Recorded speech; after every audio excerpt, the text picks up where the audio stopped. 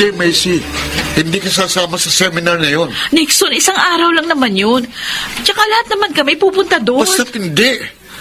Anong malay ko kung may mangyari sa inyo ng isa sa mga kaopisina mong lalaki? Sasabihin mo ba sa akin yun? Bakit mo ako sinampal?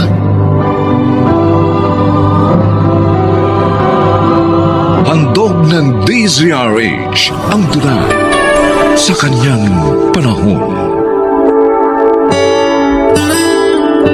May mga taong kapag nakaranas ng pagkabigo ay nangihilat nawawala ng tiwala sa kanyang sarili. Paano ba dapat harapin ang ganitong problema? Mga kaibigan, narito po ang naging karanasan ni Nixon sa ating dunang sa kanyang panahon.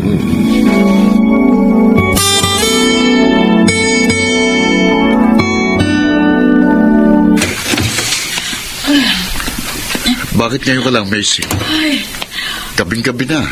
may overtime ako. Di ba sinabi ko naman sa'yo kagabi? Lagi ka na lang ganyan.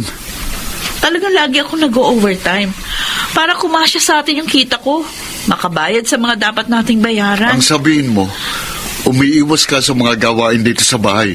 Ah, Ipinauubayan mo na lang sa akin ang lahat. ano ba? Yan pa ba maririnig ko sa'yo?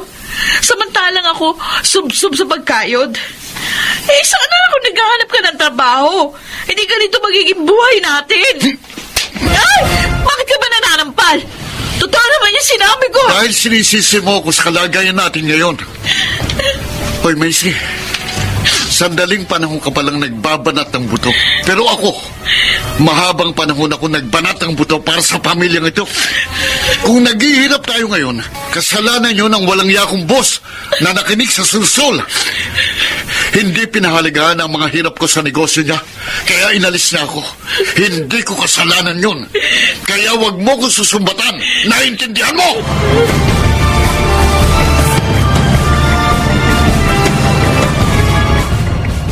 Nixon, tama na yan. Lasing ka na eh. Kaya mo lang ako, Randy. Gusto ko lang magpalipas ng sama ng loob kay Macy. Hindi naman sa kinakampihan ko siya. Pero bakit nga ba ayaw mong maghanap ng trabaho mula nung maalis ka sa kumpanyang pinapasukan mo? Alam mo, Randy, 16 years ako sa kumpanyang yon, ha? Naging tapat at masipag ako. Halos.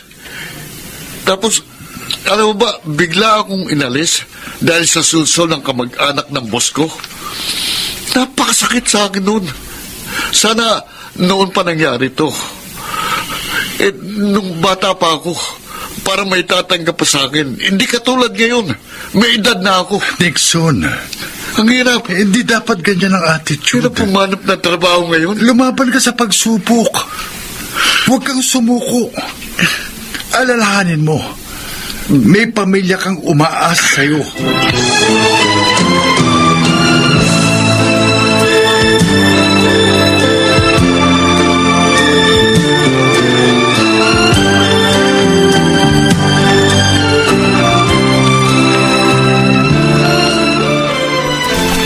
Cheche, anak, nagbibis ng mama mo.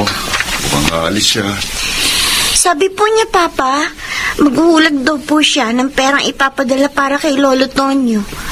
Ganon? Sumama ka sa kanya, anak. Po? Bakit po?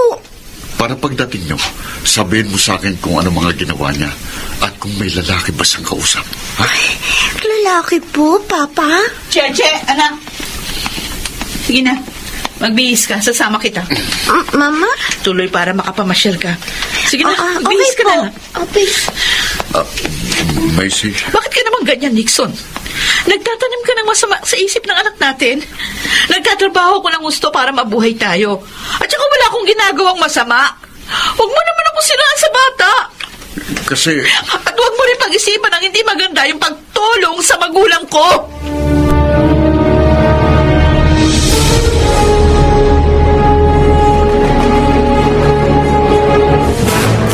Macy, ito yung lahat ang binili mo, ha? Nilagay ko na dito sa plastic bag. Ayan. Suka, patis, toyo, asin, kape, gatas. O, pati asukal lang yan na. Salamat ho, Aling Dina. Bayad ko po. Sandali. Susuklaan kita, ha? Ay, Macy. Oh, Hanggang ngayon pala, wala pa rin trabaho si Nixon. oo nga ho eh. Nahirapan na nga ako. Ay, talaga mahirap yun. Mag-isa ka lang ang kumakayod. Aawayin ka pa. Ipaglalabat pagpaplansya mo pa siya. Nako, Allen, kung ako, hindi ako tatagal sa ganyan sitwasyon. Hihiwalayan ko siya agad. Dati naman ho, masipag at responsable ang asawa ko. Kaso nga, nagbago na siya ngayon eh. Bakit ka lalaki niyang tao, naging pasanin mo? Nananakit pa. Nako, Macy, pasalamat siya at mabait ka. Dahil kung ako naging asawa niya, matagal ko na siya nilayasan.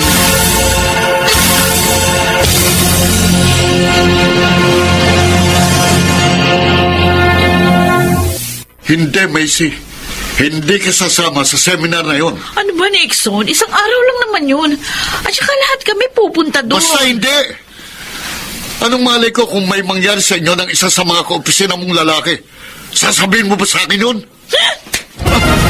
Bakit mo ako sinampal? Napakadumi kasi ng isip mo! Ako na nga ang nagsisipag para sa atin. Ako pa pinag-iisipan mo lang masama. Tama na! Napaka-unreasonable mo na! Basta't hindi maaaring gusto mo. Kahit wala akong trabaho, ako pa rin ang padre de pamilya. At kapag ipinilit mong gusto mo, masasaktan ka sa akin.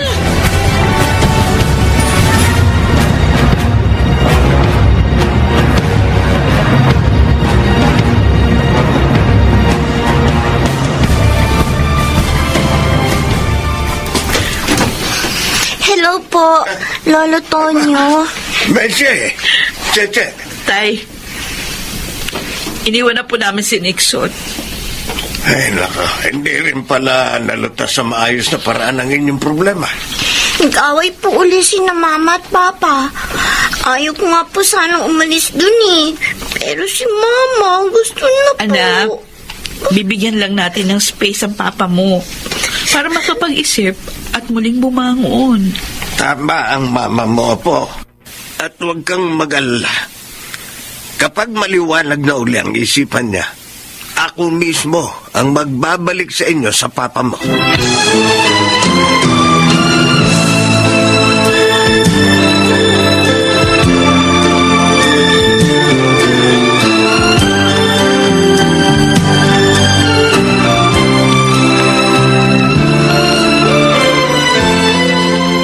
Walang ya talaga babaeng yun. Pagdating ko, wala na sila sa bahay ni Cheche. Siguro, sumama na siya sa lalaki niya at isinama pa niyang anak namin. Nixon, huminahon ka. Alam ko mahal ka ng asawa mo. At naniniwala ako na hindi niya magagawang dunggisan ang pangalan mo. Siguro talagang hindi na lang niya matagalan ang malaking pagbabago mo. Randy, kaibigan kita, ha? Pero bakit siyang inaayunan mo? May gusto ko ba sa kanya? Teenager pa lang tayo, kilala mo na ako, pare. Doon lang ako sa tama. At nagkataon, wala ka sa tama. Pero dahil kaibigan kitang matalik, nagmamalasakit ako sa'yo. Pare, huwag kang paalipin sa kabiguan mo. Tingnan mo, nasisira na tuloy ang pamilya mo. Hindi masamang mahalin ang trabaho. Pero kung mawawala ito sa'yo, hindi ibig sabihin, katapusan na ng mundo. Randy, Ang trabaho, maitutulad natin sa girlfriend. Hindi kayo nagkatuluyan, humanap ka ng iba. Ang importante, lumalabang ka para sa isang maligayang kinabukasan.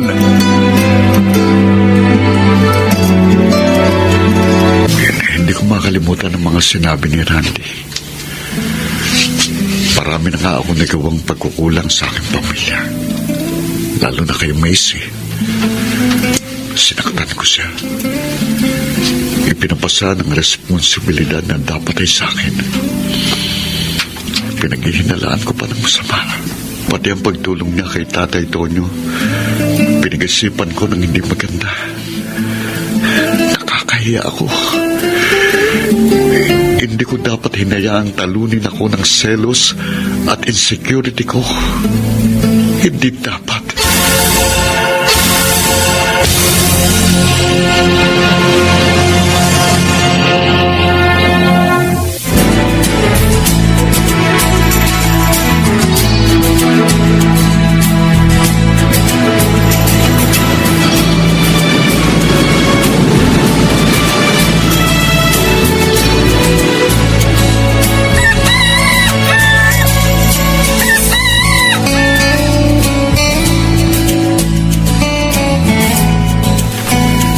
Sa wakas, malapit na ako sa bahay.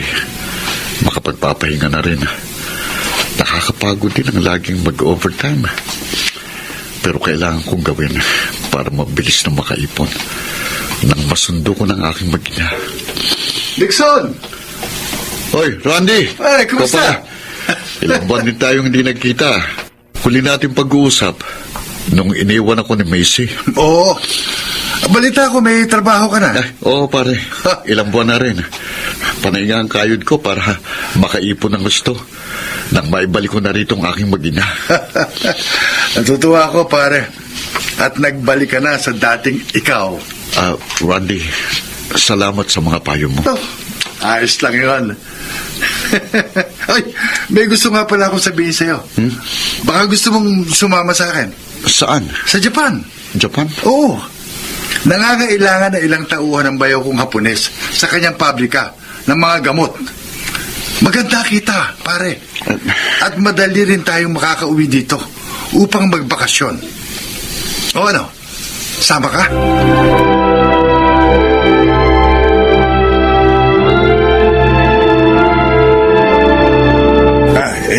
Hintayin mo na lang si Macy, at lalabas na yun. Tatay Tonyo, salamat po sa pagpapatawad ninyo at sa pagbibigay ng pagkakataon. Nixon, ito talaga ang tungkulin namin mga magulang. Ang gabayan kayo para magkaroon ng matatag na pamilya. Tay? Sino ang bisita kong... Kumusta ka na, Macy? Nixon? Anak, nag-usap na kami ng asawa ko. Kaya kayo naman ang magayos. Maiwan ko na kayo. Bakit ka narito? Para humingi ng tawad. Naging tamad ako. Mula nang mawalan ako ng trabaho. Iniasa ko sa iyong lahat. Pero yun ay dahil nawalan ako ng tiwala sa aking sarili. Nixon? Kaya naging insecure din ako at seloso. Macy, patawarin mo sana ako sa lahat ng mga pagkakamali ko. Bakit ngayon lang? Ngayon ka lang nagpunta rito. Dahil ang gusto ko, hindi lang ako basta may trabaho na kapag sinundo ko kayo ng anak natin. Gusto ko, may ipon na rin. At nangyari naman, may bonus pa nga. Anong bonus? Isasama ako ni Randy sa Japan para magtrabaho sa pabrika ng bayo niya na Hapones. Ano? Pero bago ako umalis, gusto ko kasama ko na uli kayo ni Cheche sa bahay natin. Oh, Nixon. Pwede kaya yun, Macy? Oo naman. Sasamahan ka namin ng ating anak. Tsaka, hindi ko naman talaga gusto. Naiwan ka. Macy.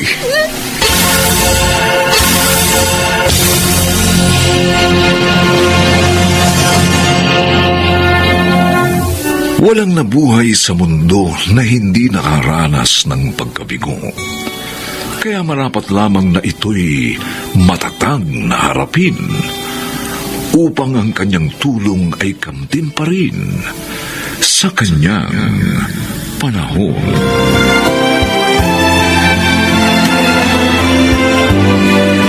Mga nagsiganap: Phil Cruz, Rosana Villegas, Lionel Benjamin, Bobby Cruz, Chiquit del Carmen Amor, at Susan Robles. Special Sound Effects, Jerry Mutia. Technical Supervision, Eric Lucero at Bong Muyar. Musical scoring, Buboy Salong. Ang kasaysayang ito'y mula sa panulat ni Telma Corporal Alcantara. At sa pinagsamang direksyon ng inyong lingkod June Martin de Gaspi at Bobby Cruz. Sa kanyang panahon.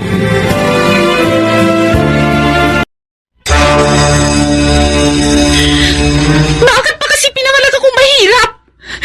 Iniwan pa ng mga magulang ko. Tama na, anak. Huwag ka nang umiyak. Sige, gagawa ko ng paraan. Mangungutang ako. Pero sana, maikling kurso lamang muna ang kunin mo. Hindi ko talaga kasi kayang gastos sa sinasabi mong culinary arts.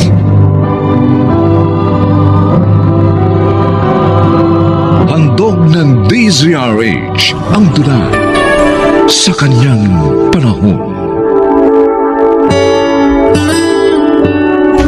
Mahalaga sa tao ang pagkakaroon ng tunay na kaibigan na maaaring sandalan sa oras ng kagipitan.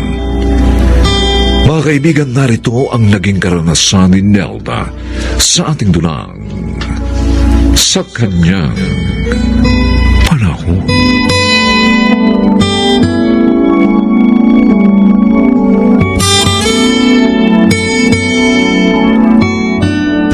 Ano? Paanong tinakasan, Adora?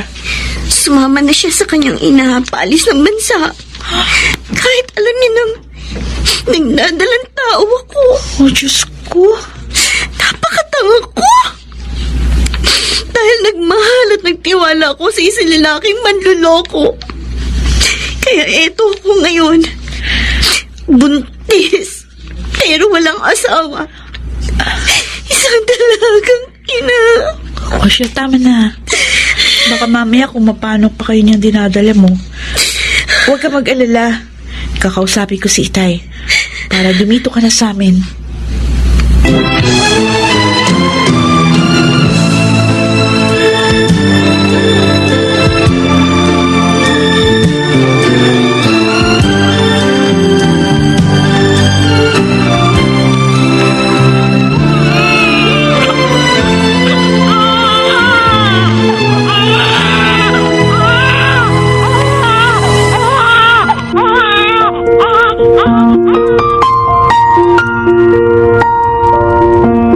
Adora, titig na titig ka sa anak mo habang natutulog. Gusto ko lang pagsawain ang mga mata ko sa pagtitig sa kanya. Ha? Anong ibig mo sabihin? Plano ko kasi ngayong malakas na ako. Magtrabaho na. Saan mo naman balak magtrabaho, Adora? May nakilala po ako kahapon sa palengke, Mang Estong. Isang may kayang babae. Sabi po niya, naghahanap daw po siya ng katulong. Saan siya nakatira? Sa Maynila daw. Pero bibigyan naman daw niya ng malaking sahod ang makukuha niya mga katulong niya. Kaya gusto ko sanang subukan. Kung ganon, iiwan mo ang anak mo. Opo, sana, Mang Estong. Nelda. Tapos, ipapadala ko na lang dito ang ibang kikitain ko para sa anak ko. Para naman, mabigyan ko siya ng magandang kinabukasan. Para hindi siya maging katulad ko.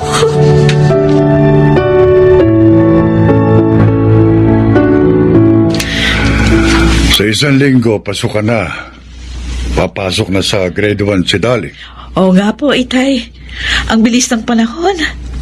Pero wala namang problema dahil nabili ko na yung lahat ng kailangan ng anak ko. Anak mo? Oo, Hindi mo na ba anak ang batang yun eh? Toy. Anak siya ng kaibigan mong si Adora na iniwan sa'yo at hindi na binalikan. Itay, hindi natin alam ang dahilan kung bakit hindi nakabalik ang kaibigan ko. Dahil hindi man lamang siya sumusulat. Sumulat naman o siya. Hindi ba, nagpadala pa nga siya ng manika para kay Dali at ng malaking halaga na ginamit ko sa pagbili ng pwesto sa palengke. Dahil sa perang yun, nakalipat tayo ng bahay nung masunog yung inuupahan natin. Pero minsan lang yun. Hindi na naulit. Para bang kinalimutan na niya na may anak siya. Naniniwala po ako na hindi kinalimutan ni Adora ang anak niya. Tsaka nararamdaman ko, Itay. Tuto pa rin niya ang kanyang pangako. Babalik siya. Pero kailan pa? Tingnan mo nga yung sarili mo. Hindi ka na nag-asawa dahil sa pag-aasikaso sa kanyang anak. Mahal ko na po ang bata, Itay. At maligaya po ako sa pagtataguyod ko sa kanya. Gusto mong igarahin ako, Pucholo? Oo, Adora. Gusto ko maging aking kalan. Iuupa kita ng apartment. Pumayag ka lang na makisama sa akin. Pucholo, umuupa na ako ng apartment eh. Ang gusto ko, pag sumama ako sa'yo, ibigay mo ang lahat ng gusto ko. Tapos, ibibigay ko naman ng lahat ng gusto mo. Uy, sige, Adora. Ibibigay ko lahat ng gusto mo. Bibili kita ng magandang bahay, sasakyan, damit at mga alahas. Basta makisama ka lang sa akin. Talaga, ha? Dapat, nasa pangalan ko yun. Kung talagang mahal mo nga ako. Okay, mahal. O ano, payag ka na.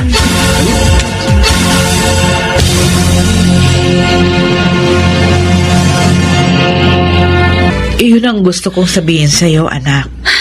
Hindi na ako makakapag-college.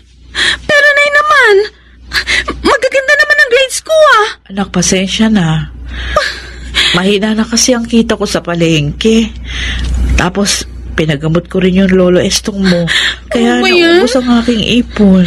Yung mga classmate ko makakapag-college, tapos ako mabuburo lang pala. Ano ba namang buhay to? Kawawa naman ako. Dali, anak. Bakit kasi pinanganak pa ako mahirap? Iniwan pa ng mga magulang ko. Tama na. Tama na, huwag ka nang umiyak. Sige, gagawa ako ng paraan. Mangungutang ako.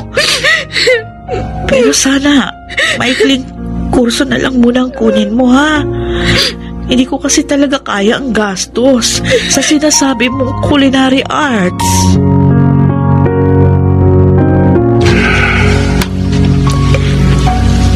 Sa restaurant ba talaga ang punta mo, Dali? Opo, Lolo Estong. May trabaho po ako ngayon. Bakit po? Ang kapal kasi ng makeup mo eh. Saka yung damit mo masyadong... Lolo, tama lang po ang suot ko. Iba na ang panahon ngayon.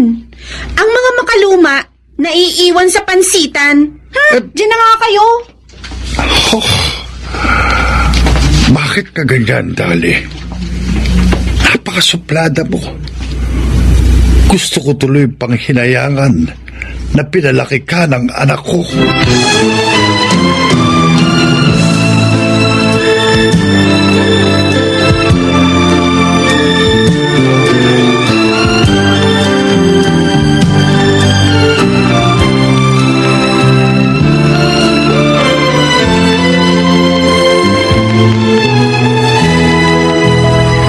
Masaya ako sa nakikita kong sigla mo ngayon, Adora. Yun ay dahil kahit paano, nakikita at nakakasama ko na siya, attorney. Salamat sa'yo. Sinabi mo sa akin na hanapin ko siya para makita mo. Kaya naman hinanap ko at ginawan ko ng paraan upang maging empleyado mo sa restaurant.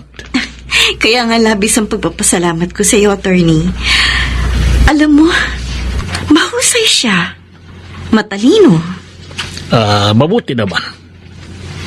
Alam na ba niya? Wala na akong balak na sabihin pa ang lahat. Ha? Bakit naman? Baka kamuhian lang niya ako. Kaya, inilihim ko na lang ang lahat.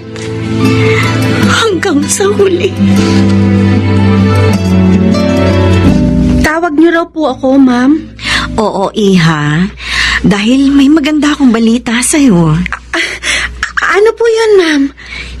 Dahil very impressive ang performance mo, naisip ko na paturuan ka kay Mr. Robles ng pamamahala dito sa restaurant. Ililipat ko kasi siya sa bago nating resto.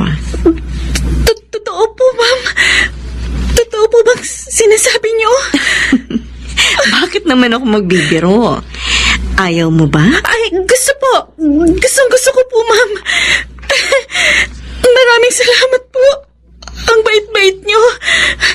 Pangako po, sisikapin kong matutuhan agad lahat ng dapat kong malaman at hindi ko po sisirain ang tiwala niyo.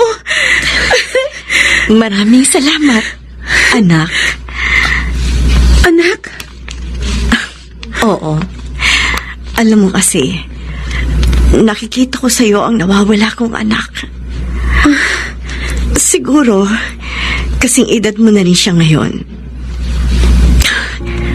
Mahal na mahal kong anak ko, Iha.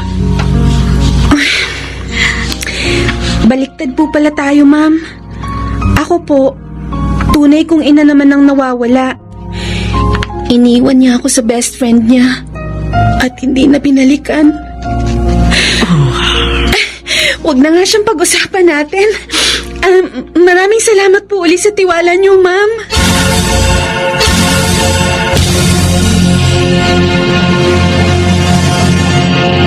Totoo, anak. Sa'yo ang coaching nasa labas ng bahay natin. Opo, sabi, Nay. Bigay po sa akin ni Mama. Oh. Sabi niya, manager na daw ako ng restaurant ngayon. Kaya hindi na daw po ako dapat na mag-jeep pa o kaya mag-taxi. Kaya binigyan niya po ako ng kotse. Ang bait naman talaga niya. At Adora palang kanyang pangalan. Opo, Adora Sandoval po. Adora Sandoval. Nalulungkot nga po ako, Nay. Sabi po kasi ng sekretary niya, may sakit siya at nasa ospital. Kaya kahapon pa siya hindi nakakapunta sa restaurant. Anak, pwede bang puntahan natin siya? Ho? Bakit bigla kayo naging interesado sa boss ko? At saka, parang naiiyak pa kayo. At Danay, maganda ba siya? Maputi at matangkad? Bakit niyo po alam may tsura niya? Huwag niyong sabihin, siya ang pabaya kong ina. Siya nga si Adora. Hindi. Kaya pala ang bait niya sa akin. Yung pala, gusto magbayad ng utang. Sige, Day. Puntahan natin siya nang maibus ko sa kanyang sama ng loob ko. Adora? Hilda, salamat. At nagkita ulit tayo. Patawarin mo ako. Hindi ko na ipaalam sa'yo yung nilipatan namin. Kasi naman hindi ko alam kung saan ka susulatan. Ako ang dapat humingi ng tawad sa iyo, Nelda. Dahil ipinapasan ko sa iyo ang responsibilidad ko sa aking anak. Nelda, dinala ako sa kasa ng naging amo ko. Ibinenta sa iba't ibang lalaki.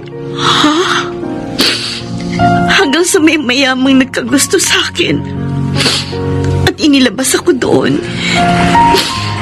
Kaya nakapagpadala ako ng pera sa inyo. Pero dahil sa pananakit niya sa akin, hiniwalayan ko siya. Nagtrabaho ako sa bar. Sinikap kong makaipan ng maraming pera. Sa pamamagitan ng mga nakakasukang karelasyon ko. Hanggang sa yumaman at maging isang negosyante. Mami ko. Hindi niyo alam, narito ako kanina habang nag-uusap kayo ni Nanay Nelda. Patawad, anak ko. Hindi ko gustong iwan ka. Sabi ko sa sarili ko, ibubuhos ko sa inyo lahat ng hinanakit ko. Pero mali pala. Dahil kung naghirap man ako sa pagkakalayo natin, higit kayo. Anak ko. Mahal na mahal kita, anak. Mahal na mahal ko rin po kayo, Mami. At ngayong magkasama na po tayo, gagawin nating maligaya ang bawat oras sa buhay natin.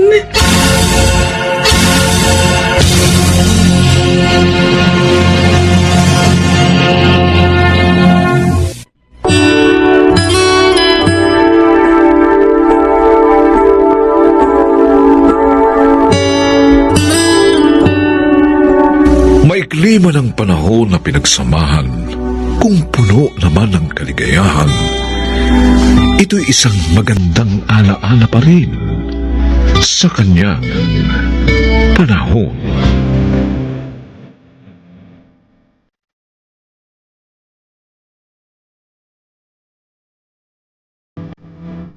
Mga nagsigana, Rosana Villegas, Bobby Cruz, Chiquit del Carmen Amor, Jenaline de la Cruz, Maynard Nandicho Jr.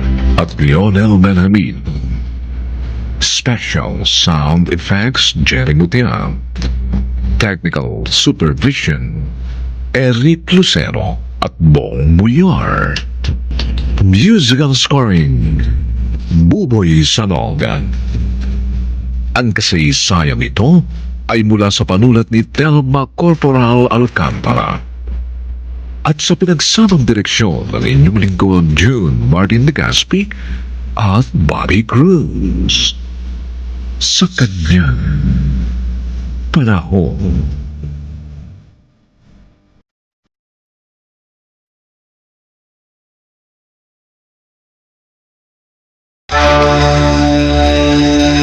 Wag, Primo! Maawa ka sa akin! Ikaw ang maawa sa akin, Vilma. Noon pa ako patay na patay sa'yo. Hindi! Tulungan niyo ako! Saklolo! Mga kapitbahay!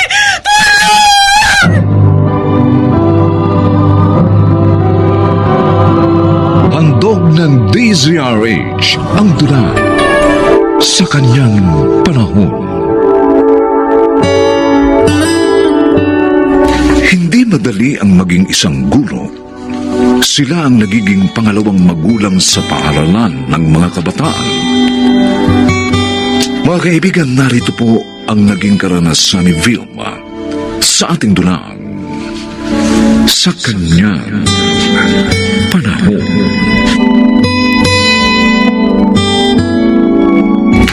Mang Sendong, heto pong bayad ko dito sa uupahan ko. Advance and deposit po ito.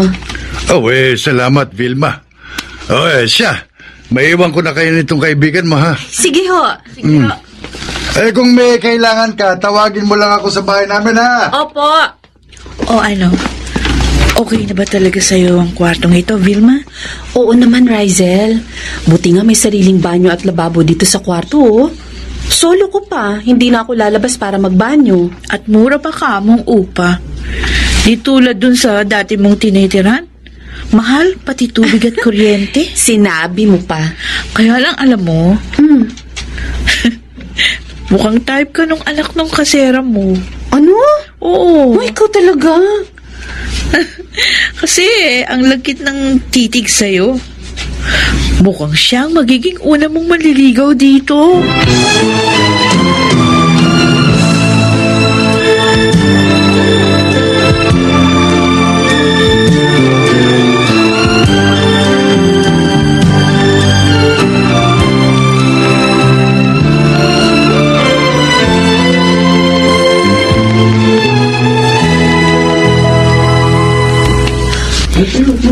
Chin-Chin, Ay, kayo po pala, Ma'am Sandoval. bakit mamon na naman ang tanghalian mo?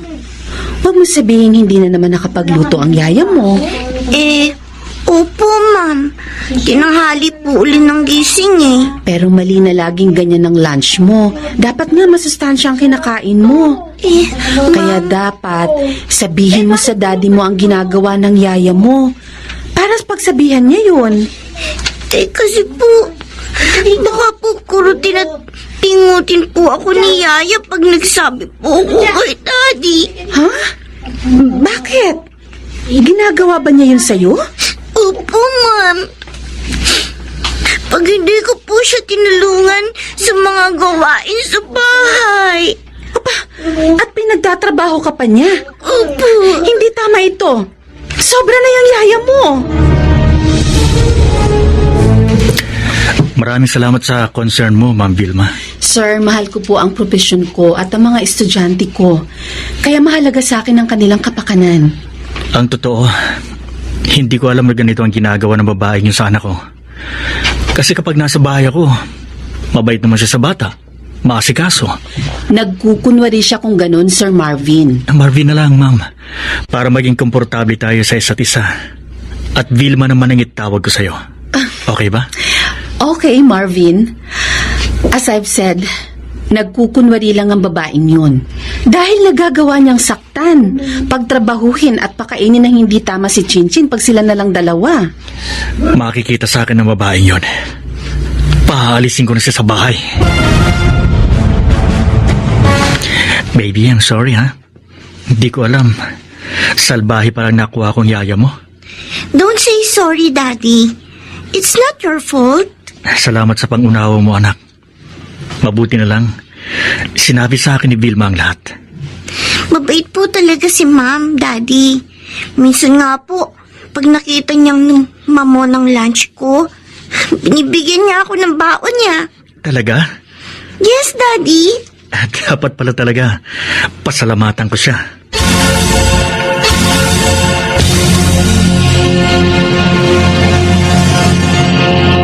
Gwapo pala ng daddy ni Chinchin, Vilma.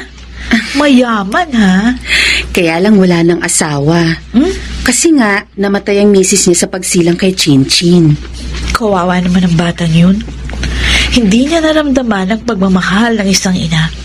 Tapos, salbahe pa yung naging yaya niya. Ay, tama ka. Kaya nga, magaang ang loob ko sa batang yun.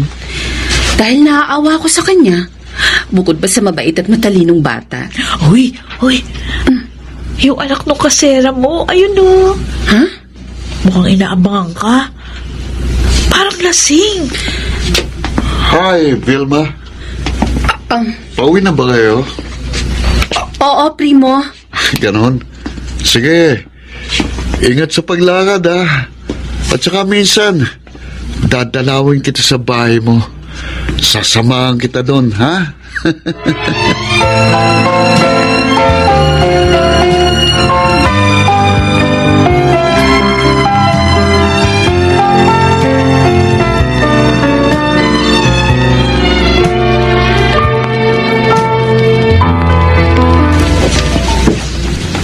Good morning, Ma'am Vilma. Oh, Chinchin. Ang aga mong dumating ah. Nihatid po ako ulit ni Daddy. Hi, Vilma. Hi. Kumusta, Marvin? May nakuha ka na bang bagong yaya para dito kay Chinchin? Ayaw na ni Mama na kumuha pa ako eh. Ang sabi niya, siya na lang daw ang titingin sa apo niya. Luluwas na nga siya ngayon eh. Di mas okay. Sure na mapapabuti si Chinchin. Ma'am, meron po ko ibibigay sa inyo flowers and chocolates. Galing po kay Daddy. Ha? Paraan ko yung para magpasalamat sa'yo. Dahil sa kabutihan mo sa aking anak. Primo, anak, Tay, sino bang sinisilip mo dyan sa bintana? si Vilma, tay.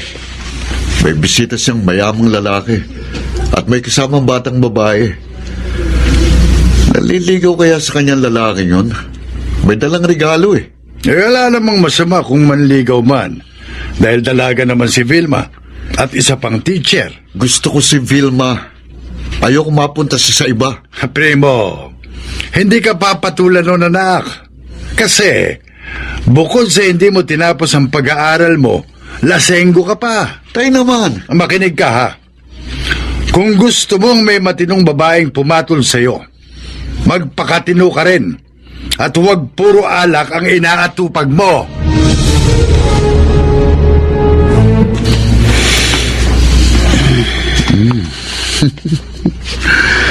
Tulog na tulog ang mahalik ko. Hindi niya alam. Nakapasok na ako dito sa kwarto niya. Magiging akin ka ngayon, Vilma. At kapag pumalag ka, ang bote ng alak na itong ipapalo ko sa'yo. Huh? Bilis mo lang mo. Primo! Ako nga, Vilma.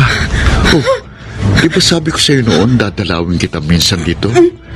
Narito na ako ngayon. Sasamahan kita. Wag, Primo! Maawa ka sa akin! Ikaw ang maawa sa akin. Noon pa akong patay na patay sa'yo. Huwag ka sumigaw. Tulungan niyo ako!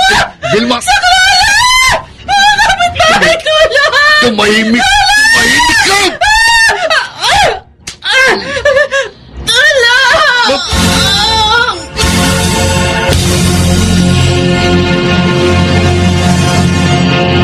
Rysel. Ako nga, Vilma. Salamat sa Diyos at ligtas ka na. Sinakluluhan ka kaagad ni Mang Sendong. At nung iba niyong kapitbahay, nung marinig yung sigaw mo. Walang iyak si Primo. Dinagtangka niya ako halayin. Dahil ang laban ako, pinagsasaksak niya ako. Tama na. Nang magaling ka na, Vilma, iyahatid na kita kina Rysel. Kinausap ko na siya. Oo nga. Para maingatan ka. Abay, mahirap na. Tsaka iba na yung lagi kang may kasama sa bahay. Mukhang kayo na nagplano para sa akin, ha? Tama ka. Doon ka na muna titira habang hindi pa tayo na ikakasal. Ano? Grabe ka, ha? Hindi pa nga kita sinasagot kasi agad yung sinasabi mo. Sasagutin mo din naman ako, di ba? Dahil mahal mo rin ako. Alam ko yun. Kaya nga, pinangatawanan ko na nobyo mo ako. Sa harap ni na Mang Sendong. Ganon? Oo. Grabe ka, ha? Binantayan mo lang ako. Alam mo na agad ang feelings ko. Di ba totoo naman? Huwag kang mag-alala. Hindi naman kita pipigilan magturo eh. Kahit mag-asawa na tayo. Talaga? Totoo? Totoong totoo. Dahil mahal ko rin ang profesyon mo.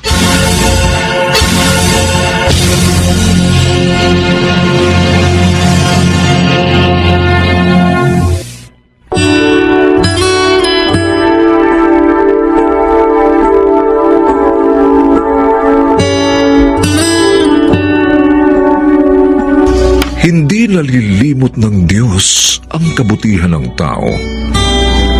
Kaya kahit sa panganib, siya'y laging sumasaklolo at nagbibigay din ng gantimpala sa kanyang panahon.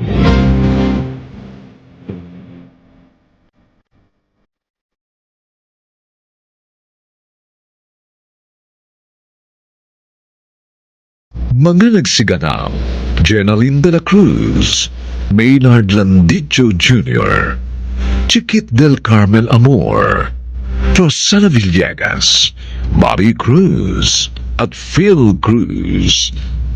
Special sound effects, Jerry Mutia. Technical supervision, Eric Lucero at Bong Muyar. Musical scoring, Buboy Salong. Ang kasaysayang ito ay mula sa panulat ni Telma Corporal Alcantara at sa pinagsamang direksyon ng inyong lingkod June Martin Legaspi at Bobby Cruz sa kanyang panahon.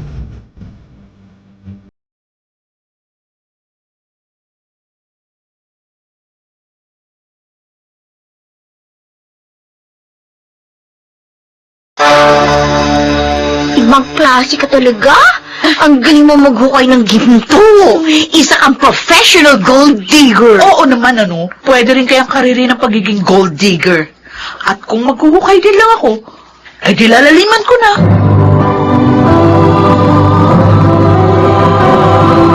Handog ng DZRH ang tula sa kanyang panahon.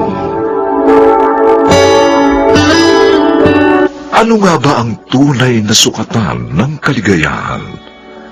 Pag-ibig na wagas? O mga material na bagay? Mga kaibigan, narito at ating pakinggan ang naging karanasan ni Shirley sa ating tulang sa kanyang panahon.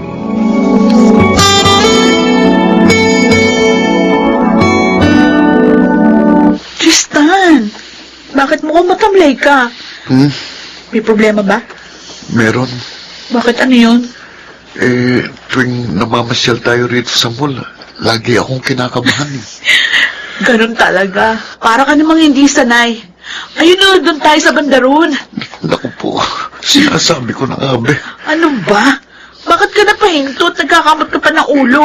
Siyempre, dahil malaki na naman ang malalagas sa akin. Ka na, dami pang arte. Tara na! Oo, Hoy, dali, bilisan mo paglalakad. butas na naman ang bulsa ko nito. Okay, nandito na tayo sa jewelry store. Oh my God. Diyos mio, nakakalula ang mga presyo dito. Hoy, don't worry. Ngayon naman ako pipili ng mali. Uy, tingnan mo isang to, oh. Ang Yeah. ganda ng necklace, di ba? Yan, maganda nga pero hindi magandang presyo eh. Ne, para 30,000 lang naman eh. Mura na nga yan. Dahil mabigat yung bato niyan. Diamond. May pendant. Oh. Mabigat nga ang bato pero mabigat din sa bulsa. Ako ba? Wala akong dalang cash na ganyang kalaki. Eh, Kailangan ko munang mag-withdraw sa ATM. huwag ka na mag-withdraw. Ha? Gamitin mo na lang yung credit card Yung- mo. ha? Oo, sige na. Bilhin na natin ito ngayon.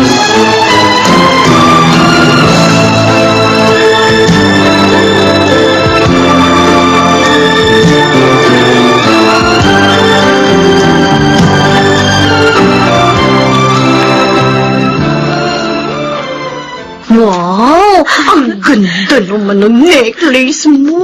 Diba? Mukhang mamahalin yun, ah! Siyempre, 30,000 yata ang bili dito ng jowa ko. Ang swerte mo talaga kay Tristan. Para ka tumama sa loto. Halos nagkaroon ka na ng lahat ng gusto mo. Damit, sapatos, accessories, and jewelry. Kaya nga siya sinagot ko dahil alam ko kaya niyang ibigay yung mga bagay na gusto kong makamit. Pero, ang tanong, mahal mo ba naman siya? Depende. Depende. Saan? Depende kung gaano kahaba ang PC niya. Dahil pag naubos ang pera niya, sorry na lang siya.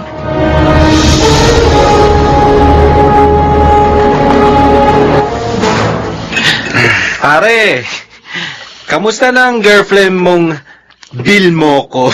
Ano yun? Bill mo ko pa rin. At habang tumatagal, palaki ng palaking gastos ko. Yun naman talaga ang dapat mong asahan. Dahil nung naniligaw ka pa lang, ang laki na ng gastos mo. Di lalo na nga yung girlfriend mo na siya. Oh, sinabi mo pa. Sumasakit na nga ulo ko eh. Tagay mo na, pre, tagay. Oh, sige. Ayan. Nom. Sulit naman ba ang gastos mo? Nakascore ka na ba? Oh, siyempre naman. Papayag ba naman akong gumastos ng gumastos kung hindi ko sa matitikman? Yung! Yan nga lang, simula nang may mangyari sa amin, alam mo, lalo siyang naging demanding. Baka mamulubi ko balang araw eh. Pero pre, wag mo naman sanang mamasamayin ang sasabihin ko. Sige lang.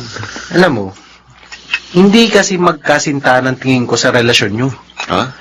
Para kasi siyang isang pokpok at ikaw ang kanyang exclusive customer. Para naman. Oo, may katumbas na halaga ang bawat yakap at halik niya. Lalo na ang pagkembot nyo sa kama. Bagay, kahit naman ako parang ganun ang tingin ko sa relasyon namin eh. Paano kung may makita siyang mas makwarta kaysa sa'yo? Ha? Di sorry ka na lang.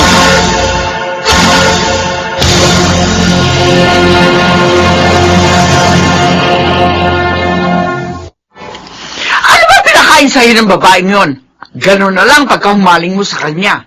Huwag niyo na pong intindihin yun, Nay. Maliit na bagay lang naman po yun. Ano maliit? Ang laki na kaya na nahuhutot sa'yo ng malditang yon. Don't worry, Ma. Ako na akong bahala. Pinagbibigyan ko lang po siya dahil masyado siyang makulit. Ang sabihin mo, uto-uto ka talaga. Ay naman. Kaya nga hindi na ako magtataka kung mamulubi ka balang araw.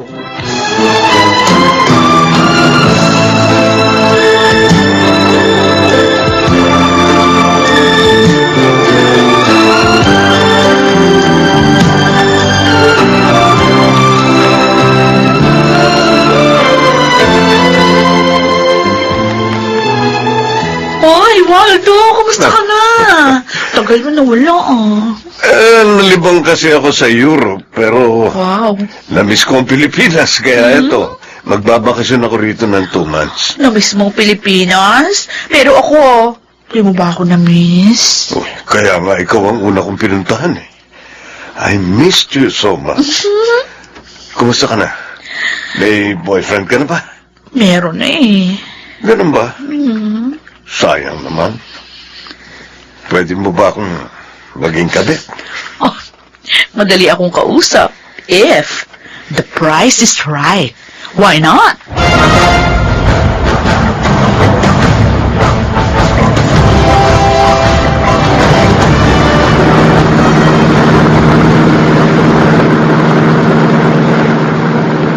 Shirley, may nagsabi sa akin, may nakakita sa'yo sa isang sikat na restaurant. Nagsama kang lalaki. Huh? Totoo ba yun? Ang galing naman ng bubuit mo. Sino bang maritas yung nagsabi sa iyo niya? Hindi na importante yun. Ang sabihin mo sa akin, sinong lalaking yun? Don't tell me siyang ipapalit mo sa akin. Bakit naman kita papalitan? Kung pwede naman kitang dagdagan. Ganon. Oh! Ano ba? Bakit hininto mong kotse? Bumaba ka na. Malamang na mas magandang kotse niya.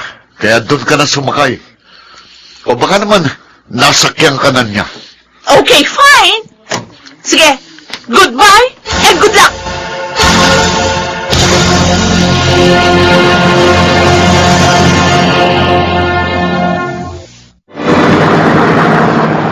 Believe na talaga ako sa'yo, Shirley. Biruin mo, niragaluhan ka ni Waldo ng ganito kagandang kotse. Yes. Mukhang mas okay nga siya kesa kay Tristan, ha? Actually, pangatlo na tong regalo niya sa akin. Oh. Nauna niya na akong binili ng bagong cellphone at saka bagong laptop. Ay, naku, wala na talaga akong masabi. Pet maluka, girl! You're the best! Pipili rin lang ako ng ipapalit kay Tristan. Di doon ako sa big time. Ibang klase ka talaga. Ang galing mo maghukay ng ginto. Isa kang professional gold digger. Oo naman. Pwede rin kayang kalirin ng pagiging gold digger. At kung maghuhukay din lang ako, di lalaliman ko na. Pero ingat lang, Shirley, ha? Ano? Dahil baka dumating ang panahong libingan mo na palang hinuhukay mo.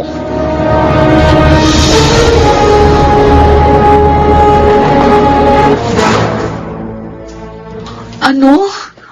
Babalik ka na sa Europe? Na-extend lang ang bakasyon ko dito dahil 3 buwan na ako ah. Paano yun? May problema tayo. Anong problema? Buntis ako. Kailangan mo akong panagutan. Hindi pwede. Ano? May pamilya na ako sa Germany. Bakit hindi mo sinasabi sa akin na may pamilya ka na? Papatol ka ba sa akin kung sasabihin ko ang totoo? Hayop ka! Niloko mo na pala ako! Paano na ako ngayon? Anong gagawin ko? Ewan ko sa'yo. Bahala ka sa buhay mo.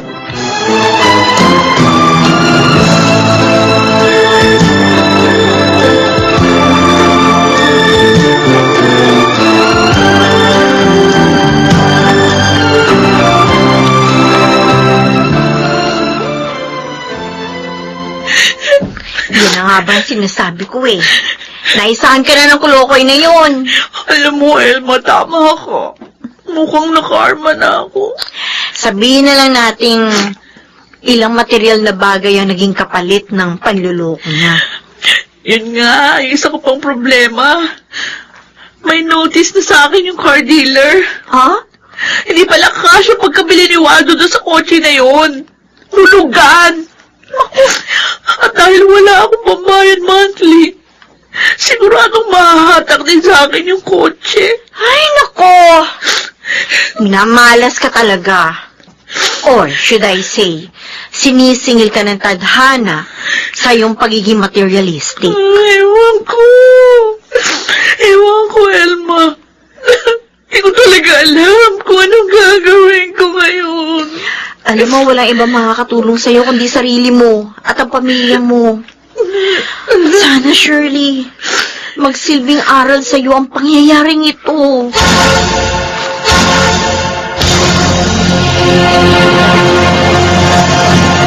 Hindi masamang mangarap na makamtan ang mga bagay na ating inaasam. Subalit may tamang proseso at paraan upang maabot ang tagumpay. Dahil ang pagiging lubhang mapaghangad ay magsasadlak sa atin sa hindi magandang kapalaran sa kanyang panahon.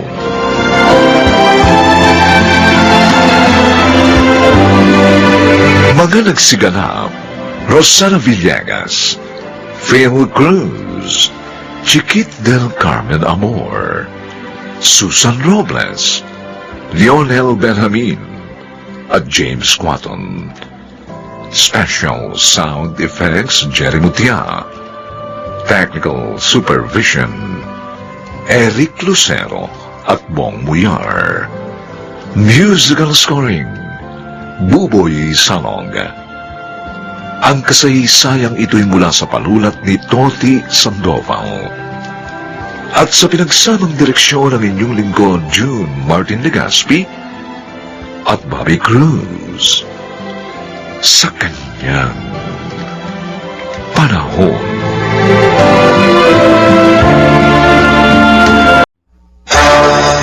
Bakit? Pupunta ka na naman ba kay Jose? Hindi na kita mapapayagan. Bakit? Meron pa ba tayong ibang magagawa? At isa pa, naumpisahan ko na ito, kaya kailangan tapusin ko.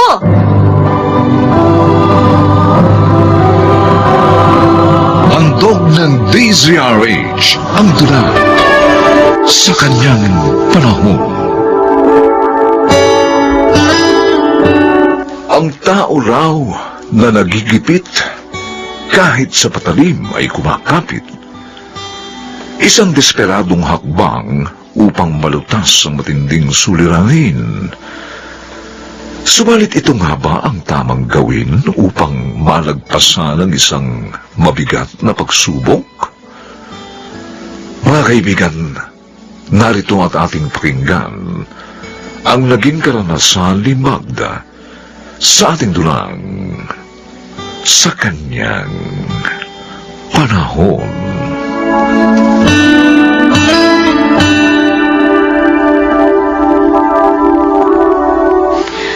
Kumusta na po, Dok?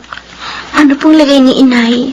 May findings na po ba kayo sa ginawa niyo pagsusuri? Maselan ang lagay ng nanay ninyo. Meron siyang aneurysm. Aneurysm? Hmm. Ibig po ninyo sabihin, may blood clot sa ugat ng utak ni Inay? Ganun na nga. At kailangan siyang maoperahan sa lalong madaling panahon. Dok, ano naman po yung chance ng survival ni Inay? Hindi ko kayo mabibigyan ng assurance, pero brain surgery lang talaga ang tanging paraan. Kaya kailangan na ninyong magpasya. Wala naman po pala kaming ibang magagawa. Kaya, sige po, kayo na po ang bahala kay Inay. Malaking halaga ang kakailanganin ninyo. At kailangan ninyong magdeposito ng ₱250,000. Ay, Diyos ko, ang laki naman. Ano? May iwan ko muna kayo. May iba pa akong pasyenteng pupuntahan. Sige po, Dok. Akong bahala, Ate Loida. May naisip na akong paraan. Mukhang alam ko nang binabalak mo. Huwag mo nang ituloy. Buo na ang desisyon ko. Kaya di mo na ako mapipigilan. Sa katunayan, nagkausap na kami ni Don Jose. Malaking kahibangan ang kumapit sa patalim. Dahil sigurado, masusugatan ka. Huwag, Magda. Huwag ka magpakahangal. Bakit, ate? Di ba minsan mo na rin yung ginawa nang si Itay naman ang nagkaroon ng malubhang karamdaman? Kung kaya mo, kaya ko rin. Pero wala rin nangyari dahil hindi ko rin naisalba ang buhay ni Itay. Kaya please lang, huwag mo nang ulitin ang aking pagkakamali.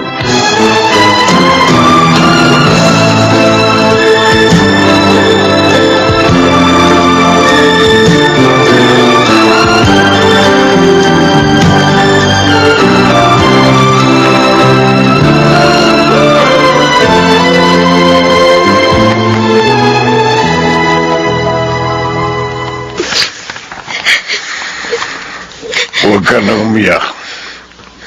Makararaos din ng nanay mo. O, ito ang check ay kunin mo. 1,000,000 ito. Maraming salamat po, Don Jose.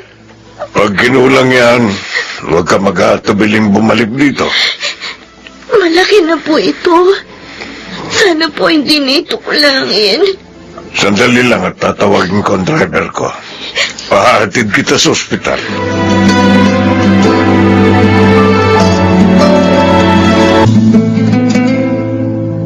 Itinuloy mo rin palang pagpunta kay Don Jose. Hindi mo dapat ginawa yun. Pagtatalunan na naman ba natin ang bagay na ito? Wala kang kwenta. Nilangamon mo rin ang prinsipyo mo. Pwede ba? Kung wala ka rin lang naman sasabihin maganda, umalis ka na. Hindi kita kailangan. Wala ka may tutulong. Ganun. Porket wala akong pera, hindi mo ako kailangan. Wala na ba akong silbi sa'yo? Hindi lang perang kailangan ko, Edwin.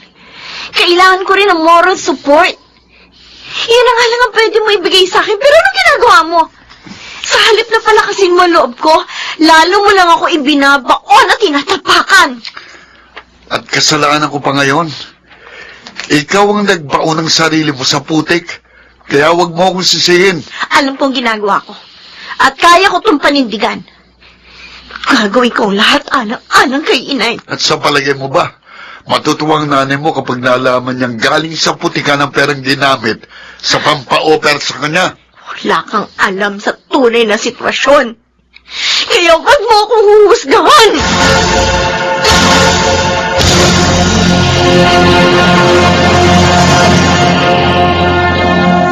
Okay na, ate. Nagbayad na ako. Itinuloy mo rin pala. Bagay na bagay nga sa iyong pangalan, Magdalena. Sabihin mo na ang gusto mong sabihin. Ang importante, hindi ko yun ninakaw. Oo, hindi mo nga ninakaw. Pinagbentahan mo lang naman yun ng iyong dangal. Pwede ba, Ate Loida? Huwag ako ang problemahin mo. Si Inay ang dapat natin pagtuunan ng pansin. Sana nga, Magda. Sana nga mapatawad ka ni Inay. Wala akong kasalanan. Kaya wala rin ako dapat na ihingi ng tawad. Hindi na ako makikipagtalo sa'yo. Alam ko naman, ibabalik mo sa akin yung ibabato kong putik sa'yo. Pero sana hindi mo to pagsisihan.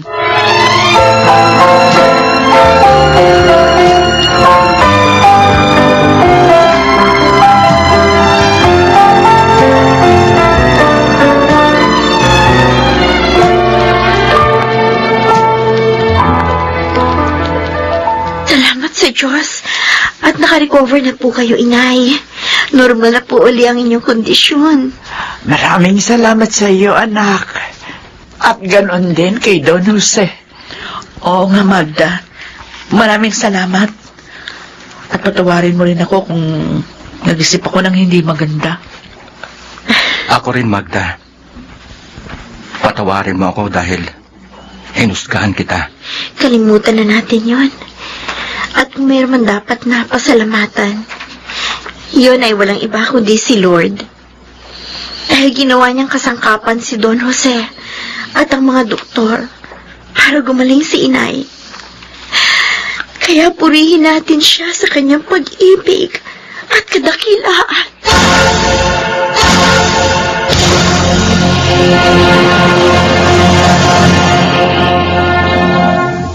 Hindi natin kailangang kumapit sa patalim sa oras ng kagipitan. Dahil tanging ang Diyos lamang ang dapat nating pagkatiwalaan sa anumang pagsubok. At siya ay tutugon sa ating dalangin sa kanyang panahon.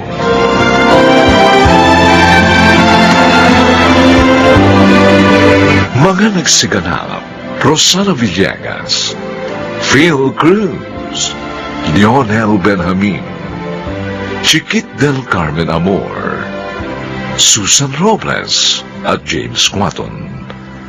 Special Sound Effects, Jerry Mutia. Technical Supervision, Eric Lucero at Bong Muyar. Musical Scoring, Buboy Sanog. Ang kasaysayang ito'y mula sa panulat ni Toti Sandoval. At sa pinagsamang direksyon ng inyong lingkod, June Martin Legaspi at Bobby Cruz. Sa kanyang panahon.